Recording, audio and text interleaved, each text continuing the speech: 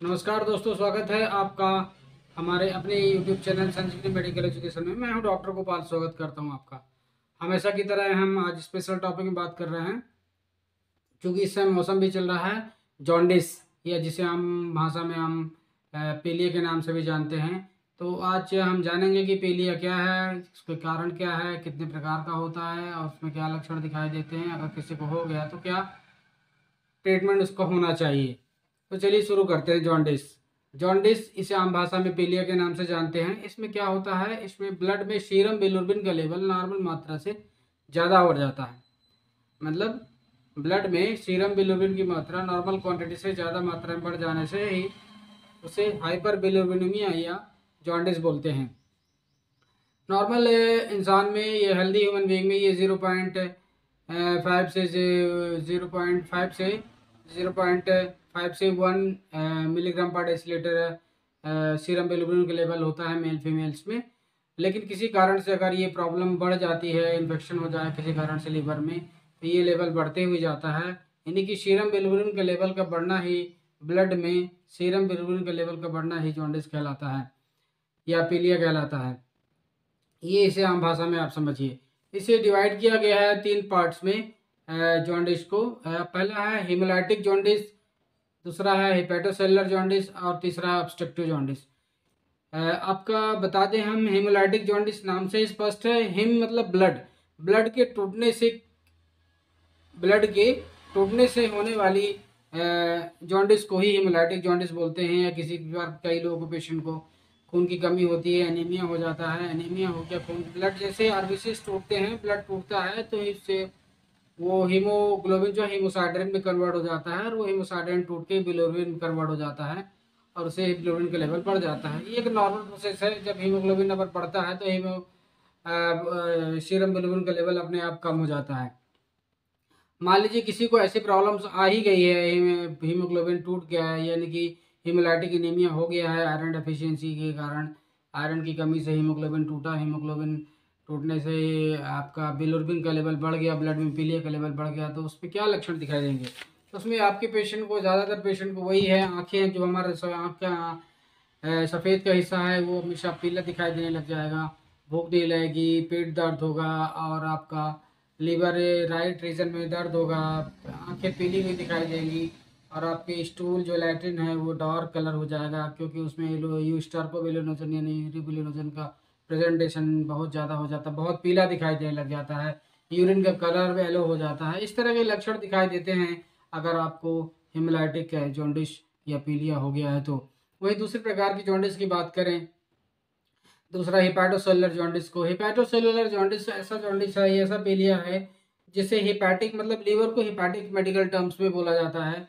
अगर किसी को, पेशेंट को लीवर में किसी प्रकार का इन्फेक्शन हो गया है, लीवर सेल्स डैमेज हो रहे हैं, उसे हिपैटोसेलुलर जॉन्डिस बोलते हैं। इसमें क्या होता है, पेशेंट को लीवर से बाइल जो है बनता, लीवर में जो बाइल बनता है, इनएबिलिटी टू ट्रांसपोर्ट टू आपका बाइल डक्ट, मतलब उससे जो लीवर में बाइल बनता है, वो लीवर में जो बाइल बनता है वो बाइल इतनी लीवर सेल्स में इतना, लीवर सेल्स इतना ज़्यादा डैमेज हो जाती है कि पूरी तरह मात्रा में वो डिविजनम तक नहीं पहुंचती है। जो अपने जो सीरम बिलिरुबिन को डाइजेस्ट करने का काम बाइल का काम है ना, तो बाइल जो है अपने जीआईटी ट्रैक में नहीं पहुंचता और उसके कारण पेशेंट को हाइपर बिलिरुबिनेमिया हो जाता है, मतलब जॉन्डिस का लेवल बढ़ जाता है।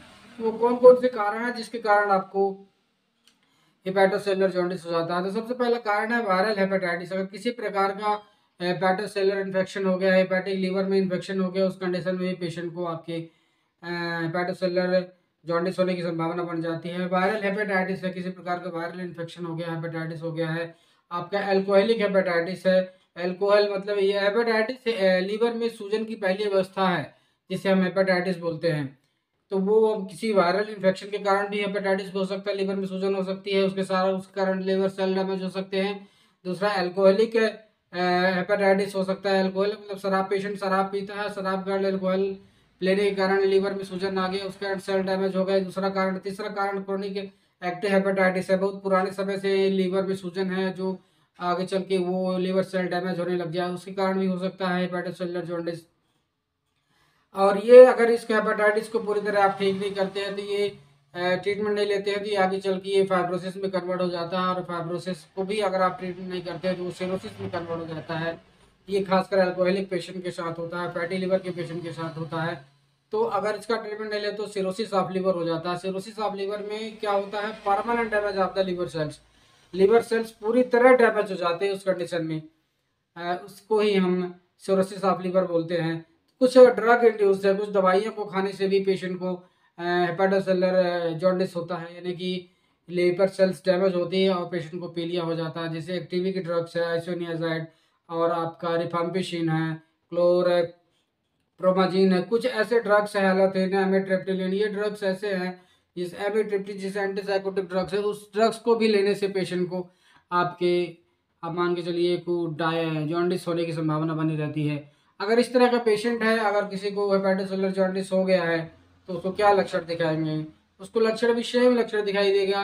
पेशेंट को अनइजीनेस लग जाएगा, खाना नहीं पचेगा, भूख नहीं लगेगी, फटी डकारें आएंगी, आंखें पीली हो जाएंगी, वीकनेस लगने लगेगा, डिहाइड्रेशन हो जाएगी, पेट में दर्द होगा, बैक अपर बैक में या राइट शोल्डर के जस्ट नीचे दर्द होगा।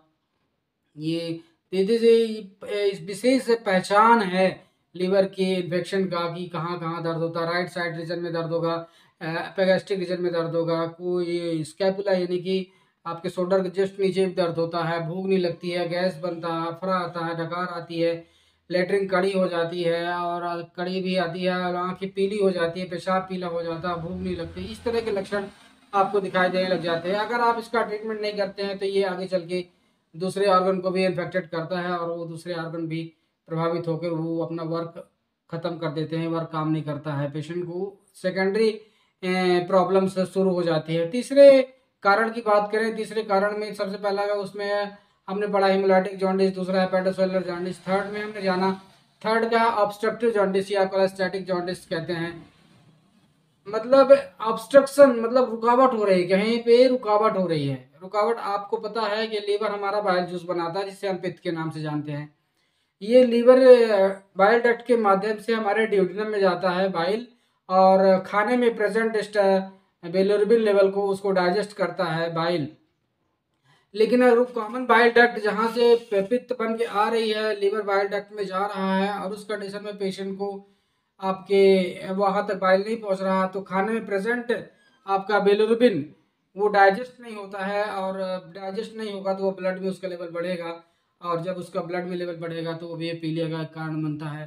तो ऑब्स्ट्रक्टिव जॉन्डिस ऑब्स्ट्रक्शन कितने कारण हो सकता है, ऑब्स्ट्रक्शन जो रुकावट है उसमें हो सकता है कि गॉल ब्लैडर में स्टोन हो, कॉमन बाइल डक्ट में आके आपके स्टोन रुक गया हो, स्टोन फंस गया हो, जिस कारण पूरी तरह से बाइल आके वापस ड्यूडेनम में नहीं आ पा रही है। ये कारण से भी पेशेंट को आपके ऑब्स्ट्रक्शन के कारण आपको जॉन्डिस पेशेंट को हो सकता है। कुछ ड्रग्स लेने से हो सकता है, कुछ अल्कोहल लेने से हो सकता है, वायरल हेपेटाइटिस है उसके कारण हो सकता है। तो इस तरह के कुछ सिम्टम्स से पेशेंट को इनके कारण आपको ऑब्स्ट्रक्टिव जॉन्डिस दिखाई दे सकता है। बिलियरी सिरोसिस हो जाए, पेशेंट को वहाँ बाइल में ऑब्स्ट्रक्शन के साथ साथ वहाँ पे कोई लिम्फोमा डेवलप हो जाए, कोई घाव डेवलप हो जाए, कोई ट्यूमर डेवलप हो जाए, इस तरह की कोई ऐसी प्रॉब्लम्स बाइल डक्ट में या लिवर में या गॉल ब्लैडर में पहुंच जाए जिस कारण बाइल पूरी मात्रा में स्टमक ड्यूडेनम में स्टमक के आहार नली में वो नहीं पहुंच पाता है। जब आहार नली में नहीं पहुंच पाता तो उसके कारण पेशेंट को जॉन्डिस, बिलिरुबिन के लेवल बढ़ जाता है ब्लड में, उसको जॉन्डिस हो जाता है, पीलिया हो जाता है। और कुछ ये कॉमन बाइल डक्ट की बात है। कुछ बड़े डक्ट है जैसे मेन डक्ट जो नलियाँ होते हैं उसमें किसी प्रकार का बड़ा स्टोन हो गया हो, गॉल ब्लैडर स्टोन फंस गया हो आगे कॉमन बाइल डक्ट में, आपका पैंक्रियाज में कोई ट्यूमर बन गया हो, हेड ऑफ द पैंक्रियाज वहीं पे जुड़ा रहता है, second part of the duodenum के सेकंड भाग में जुड़ा रहता है। तो वहाँ पे आप किसी प्रकार का ट्यूमर डेवलप हो गया हो, घाव हो गया हो, कार्सिनोमा हो गया हो, आपका कोई आपका हेलमेंथीज यानी कि वार में जाके वहाँ पे ऑब्स्ट्रक्शन क्रिएट कर दिया हो, जिसके कारण पूरी मात्रा में आपका बाइल कॉमन बाइल डक्ट के माध्यम से ड्यूडेनम तक नहीं पहुँच रहा है। तो ये ऑब्स्ट्रक्टिव जॉन्डिस के कारण को हमने जाना। अगर इस तरह के कोई लक्षण है तो पेशेंट को कौन से सिम्टम्स दिखाई देगा ऑब्स्ट्रक्टिव जॉन्डिस में। ऑब्स्ट्रक्टिव जॉन्डिस में सबसे पहला लक्षण दिखाई देगा पेशेंट को कि शरीर में पीलिया बढ़ गया है। कहाँ के आपकी वाइट वाला जो पार्ट है, वाइट पार्ट में आपके येलो दिखने लग जाएगा पेशेंट को, पेशेंट के हाथ की हथेलियाँ पूरी पीली दिखने लग जाएंगी, जीभ पीली दिखने लग जाएगा, पैर के तलवे पीले दिखने लग जाएंगे। पेशेंट पूरे शरीर में खुजली होगी, अचानक से पूरी बॉडी में खुजली होने लग जाएगी, अनबियरेबल इचिंग होगी पूरे शरीर में, और क्ले कलर स्टोन होगा, प्लेटरिंग काली होने लग जाएगी, फीवर आने लग जाएगा, ठंड लग के बुखार आएगी, खुजली होगी पूरे शरीर में, वजन कम होगा, बॉडी के किसी भी पार्ट से खून बहने लग जाएगा विटामिन के की कमी से। विटामिन के की कमी से बॉडी के किसी पार्ट से खून की पैच बन सकते हैं आपके। कैल्शियम की कमी से एक्सटर्नल पेन हो सकता है, हड्डियों में दर्द हो सकता है। ये कुछ सिम्टम्स दिखाई देते हैं ऑब्स्ट्रक्टिव जॉन्डिस के, ऑब्स्ट्रक्टिव पेलिया जिसको हो जाता है। तो उस कंडीशन में पेशेंट को क्या करना, मरीज को क्या करना चाहिए? कुछ पहचान दिखाई देता है, जैसे कि सांस लेते समय उसको शरीर की एंडिंग पॉइंट में आपको एकदम नीला दिखाई देने लग जाता है। आपको इसके पेशेंट को स्क्रैच करने से लाइंस बन जाते हैं, इरेगुलर लीवर रीजन में पेन होने लग जाता है, आपके शोल्डर के जस्ट नीचे दर्द होता है, भूख नहीं लगती है, अनइजीनेस लगता है, लिवर सेल डैमेज हो जाती हैं, आपकी इस तरह की कुछ सिम्टम्स दिखाई देते हैं, साइन दिखाई देते हैं अगर आपके लिवर सेल्स डैमेज हो गए हैं। तो उस कंडीशन में आपको क्या करना चाहिए? तुरंत ऑन द स्पॉट, जितना जल्दी एज सुन एज पॉसिबल, जितना जल्दी संभव हो अपने डॉक्टर के दिखाना चाहिए। कुछ इन्वेस्टिगेशन कराना होगा, उसमें सबसे पहले लीवर फंक्शन टेस्ट है। लीवर फंक्शन टेस्ट में आपका सीरम बिलिरुबिन के लेवल का पता किया जाएगा कि लेवल कितना है, 0.1 से बढ़कर कितना हो गया, 5, 6, 7 कितना तक हो गया है।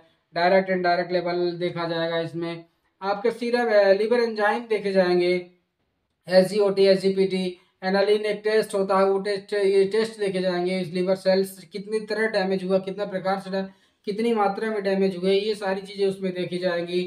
सीरम एल्कलाइन फॉस्फेट टेस्ट किया जाएगा, और आपका OTPT के साथ में सीरम प्रोटीन चेक किया जाएगा, आपका एल्बुमिन चेक किया जाएगा।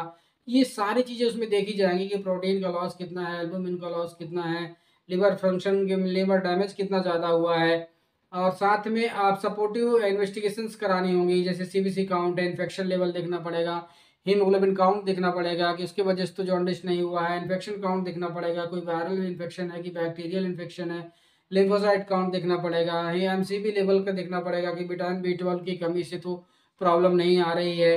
और वहीं पे रिलेटेड ऑर्गन है पैंक्रियाज, तो पैंक्रियाज की जांच करानी पड़ेगी। पैंक्रियाज में आपको सीरम एमाइलेज और सीरम लाइपेज एक इम्पोर्टेंट टेस्ट होता है। वो पैंक्रियाटाइटिस का कोई इन्फेक्शन होगा या पैंक्रियाज की कोई प्रॉब्लम होगी तो वो इंडिकेट करता है कि पैंक्रियाज में कोई दिक्कत है कि नहीं है।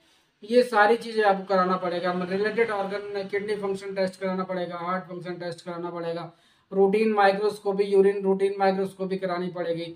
इस तरह की कुछ क्लिनिकल इन्वेस्टिगेशंस हैं वो आपको कराने पड़ेंगे।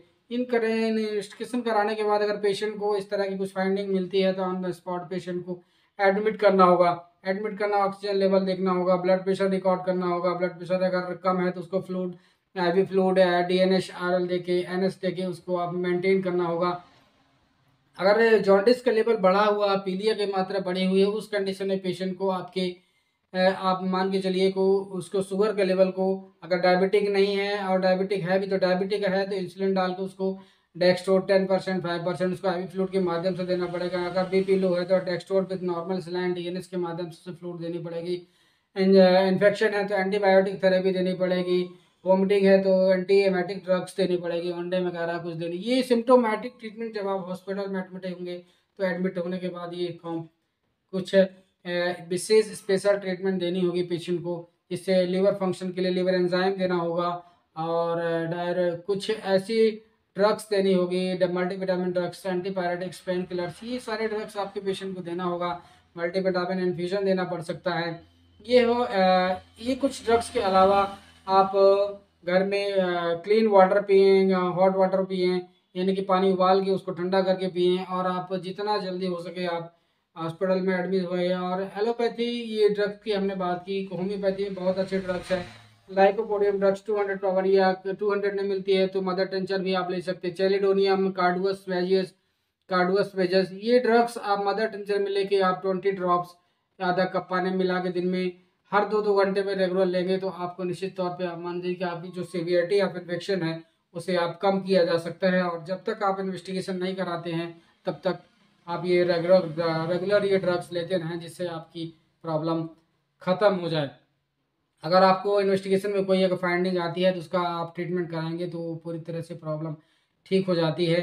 अगर ये प्रॉब्लम अगर आप नज़रअंदाज करेंगे तो ये लाइफ थ्रेटनिंग हो जाती है, जानलेवा बीमारी हो सकती है।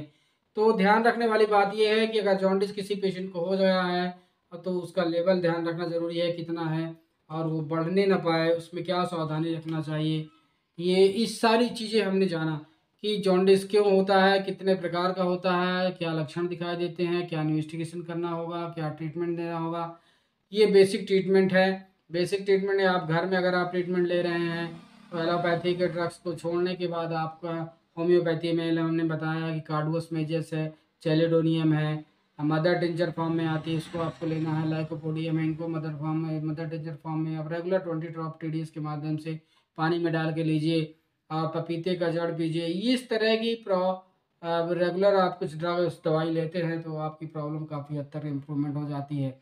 और अपने नज़दीकी डॉक्टर से आप संपर्क करें इसके लिए, अगर आपको ज़्यादा इन्फेक्शन का लेवल है तो। आई होप ये टॉपिक आपको समझ में आया होगा। समझ में आया तो हमारे चैनल संजीवनी मेडिकल एजुकेशन को आप ज़रूर सब्सक्राइब करिए, लाइक करिए, कमेंट करिए और शेयर ज़रूर करिए दूसरों को, जिससे ये जानकारी दूसरों तक पहुँचे और वो अपने और अपने परिवार में परिजनों को इस बीमारी से बचा सके।